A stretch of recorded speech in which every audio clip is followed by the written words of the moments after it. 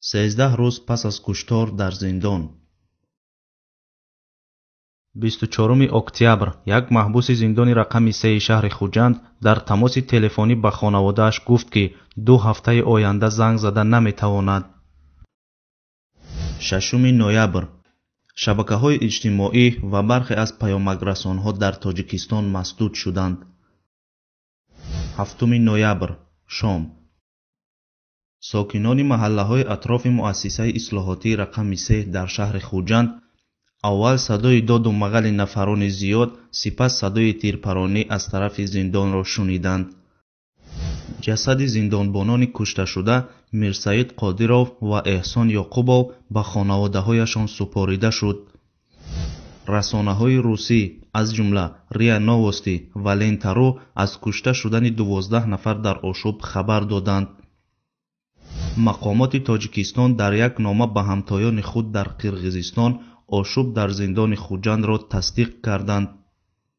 رسانه‌های معروف از جمله الجزیره، دیپلمات و غیره از حادثه گزارش دادند.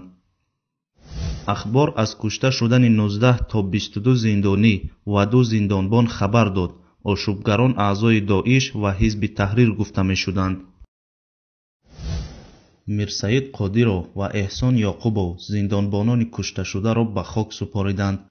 در مراسم یکی از مسئولان زندان گفت که آشوب در پی کوشش فرار چند زندانی سر زده است.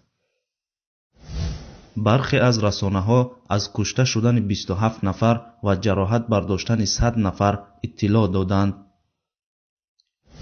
با گذشت یک شبانه روز از حادثه مقامات تاجیکستان چیزی درباره‌اش نگفتند. نزدیکان محبوسان رقم 3 نتوانستند هیچ معلوماتی درباره بستگانشان پیدا کنند. 9 نوامبر 2 محبوس در اشت و 4 نفر در استراوشن و 1 نفر در کانی بادام بدون جنازه به خاک سپاریده شدند. به نزدیکان کشته شده ها اجازت دیدن جسد آنها داده نشد.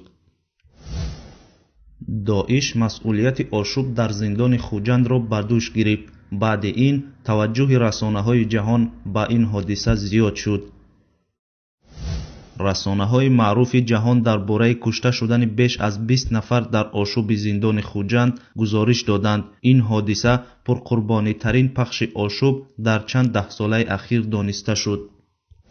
عزت‌الله شریپوف سردار سرریاست مؤسسه‌های اصلاحاتی وزارت عدلیه از آشوب و پخش آن اظهار بیخبری کرد.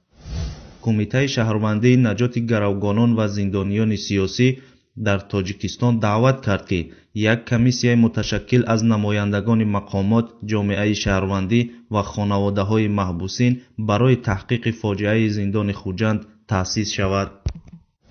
رسانه‌ها درباره به بیمارخانه انتقال یافتن 6 زندانبان و نزدیک به 100 زندانی خبر دادند.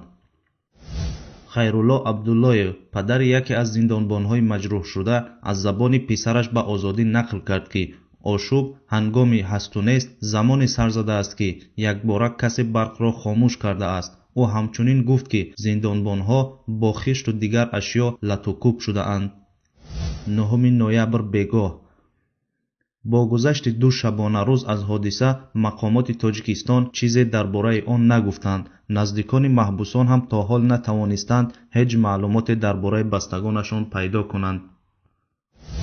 10 نوامبر صبح 2 عکس از زندانیان کشته شده در شبکه‌های اجتماعی نشر شد. در عکس‌ها زندانیان در 2 صف خوابیدند. معلوم نیست صف پره عکس برداری شده است یا نه، ولی در یک صف آن حداقل 15 نفر دیده میشد.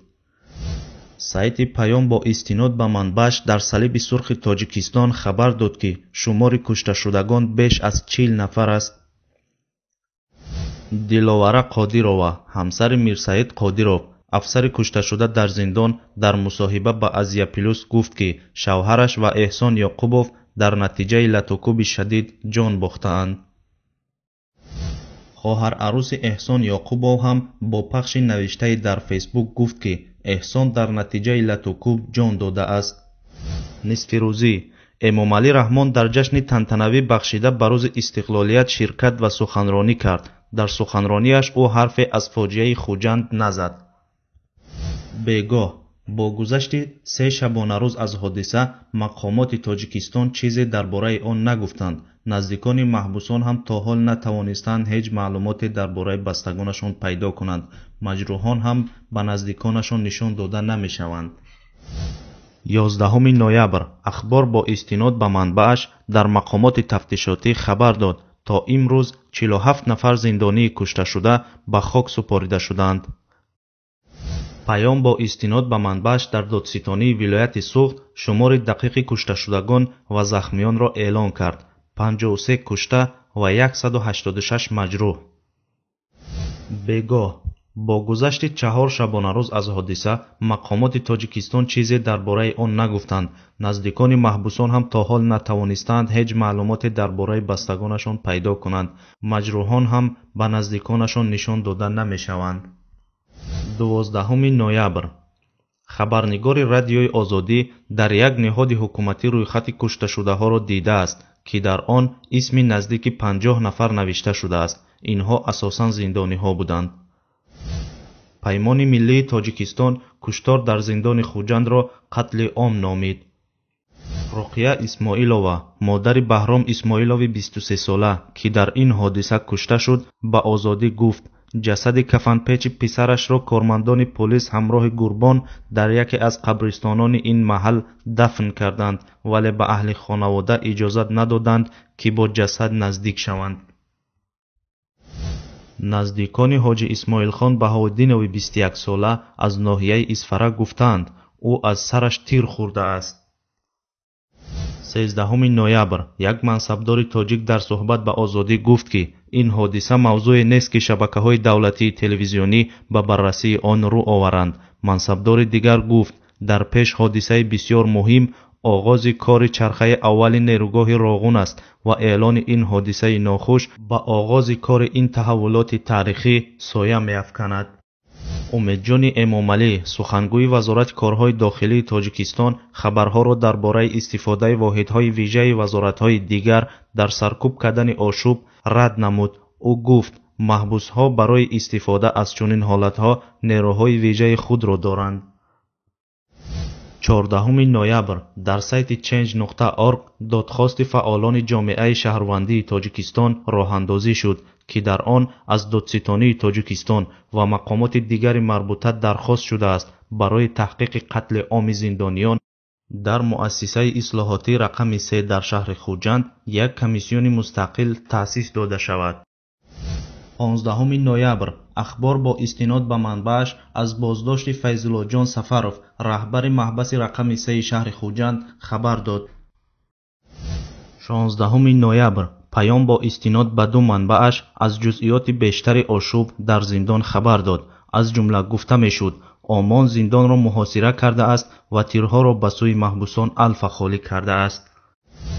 озодӣ бо истинод ба 3 манбааш боздошти Файзуллоҷон Сафаров раҳбари зиндони рақами 3-ро тасдиқ кард.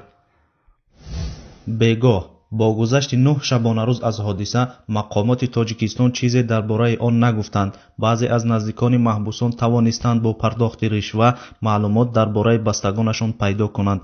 маҷрӯҳон то ҳол ба наздиконашон нишон дода нашудаанд.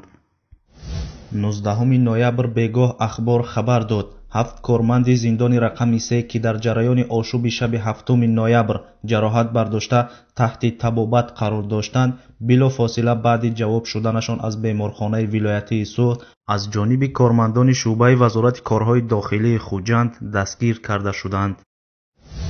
20 ноябр иҷрокунандаи вазифаи сафири Иёлоти Муттаҳидаи Амрико дар Тоҷикистон Кевин Коверт рӯзи 20 ноябр бо мақомоти аршади додситонии кул ва вазорати хориҷаи Тоҷикистон мавзӯи ошӯб дар зиндони Хуҷандро баррасӣ кард. чанд сафири кишварҳои аврупоӣ ба қазия таваҷҷӯҳ намуданд ва аз ҳукумат хостанд дар мавриди қатл дар зиндон таҳқиқоти холис анҷом диҳад. 21 ноябр паём бо истинод ба манобеаш аз боз шудани парванда алайҳи Иззатулло Шарифзода сардори сарраёсати иҷрои ҷазои ҷиноятии вазорати адлияи Тоҷикистон хабар дод. ҳамчунин паём навишт аз рӯзи вуқӯи ҳодисаи зиндони Хуҷанд Шарифзода наметавонад ба қабули раисҷумҳур мушарраф шавад. 21 نوامبر نصفروزی با وجود دعوت کشورهای دموکراتیک و سازمانهای بین الملل و انتظارهای مردم که پس از به کاراندازی نیروگاه راغون مقامات قتل بیش از 50 نفر و زخمی سازی نزدیک به 200 نفر را شرح خواهند داد، مقامات تا هنوز خاموشند.